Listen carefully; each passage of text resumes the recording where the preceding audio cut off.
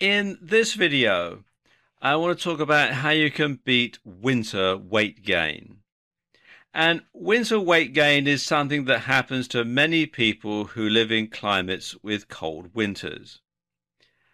If you keep track of your weight, you might notice that it's harder to lose weight in the autumn. Now, this is not a myth.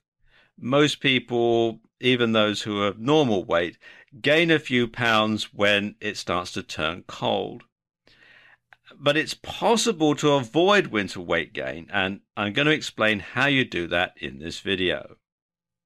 So, what causes winter weight gain? Well, there are two main factors. And the first one is a biological tendency in our genes to help us survive in cold climates. Now, if you think about it, our bodies are simply programmed to store more fat as winter approaches. You know, it harks back to your inner caveman or your inner cave woman. They knew that there was going to be cold weather ahead, there was going to be hard times, so they would eat more as the weather started to get colder to lay down weight so that they might need to live off it if they had a really severe winter. So, it's perfectly natural. And it's not just human beings that do this. Animals do so as well. They tend to fatten up as winter approaches.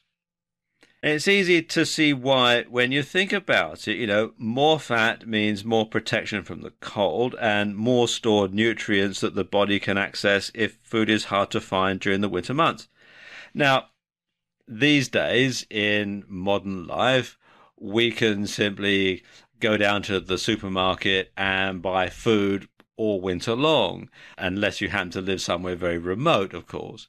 Likewise, we can go down to the mall and buy nice warm winter clothing to keep us warm. We don't need to burn off the fat to keep warm like our caveman and cavewoman ancestors had to. So we can do all this in our modern life. But of course, our bodies don't know that. Our bodies are still pre-programmed from those days that we would need to have lots of fat to keep warm, and we would need to have reserves of fat to help us survive the cold months ahead. And of course, in primitive societies, there was always plenty of food around in the autumn. That's the time when you've got lots of fruits, you've got lots of berries, you've got lots of nuts. Mist and autumn fruitfulness is an old saying.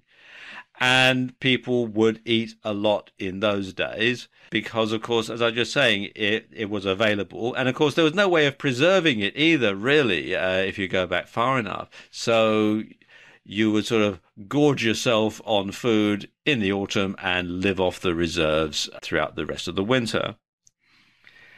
And it makes sense that you're going to feel hungry at this time and you're going to crave warming, high carbohydrate foods that can easily be converted into fat and stored ready for the late winter and the spring when plant foods are hard to find.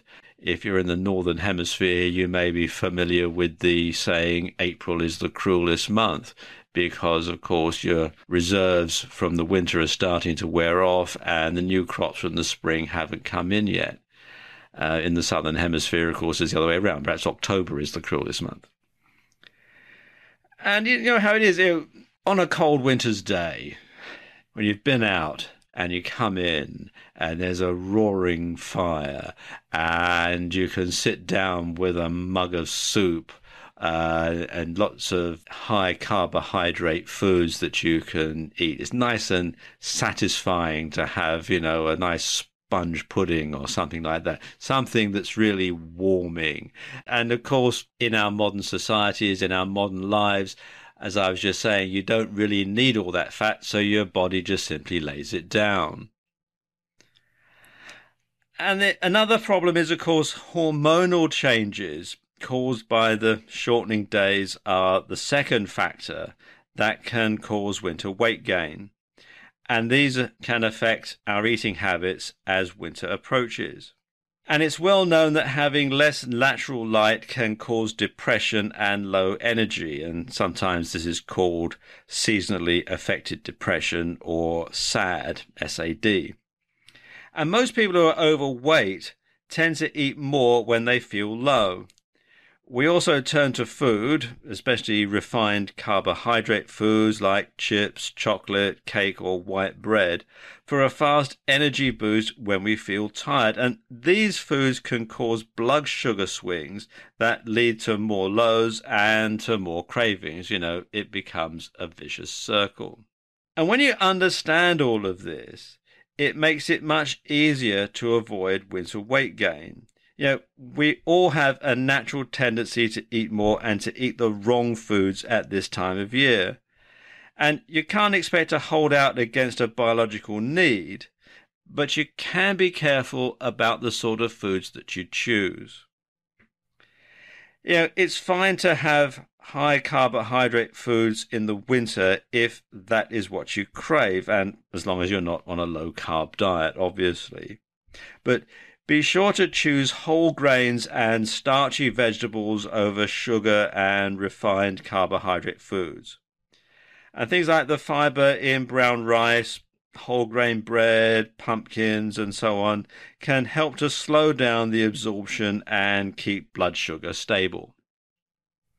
At the same time, you can avoid winter weight gain, by being careful not to take in any unnecessary fats. Don't slather your butter thickly all over the whole grain bread or pumpkin, or smother your whole grain pasta in cheese sauce. Choose low fat dairy products and use them sparingly. And of course, it's important to keep your exercise levels up.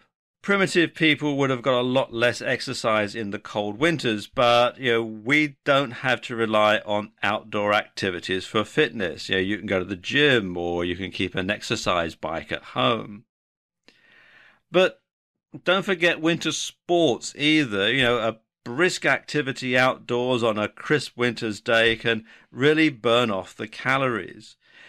And it's burning it off two ways. It's burning it off through activity, and also it's burning it off to keep warm, which is as nature intended. So that way, even if you do eat a little more, you don't have to let it settle on your waistline.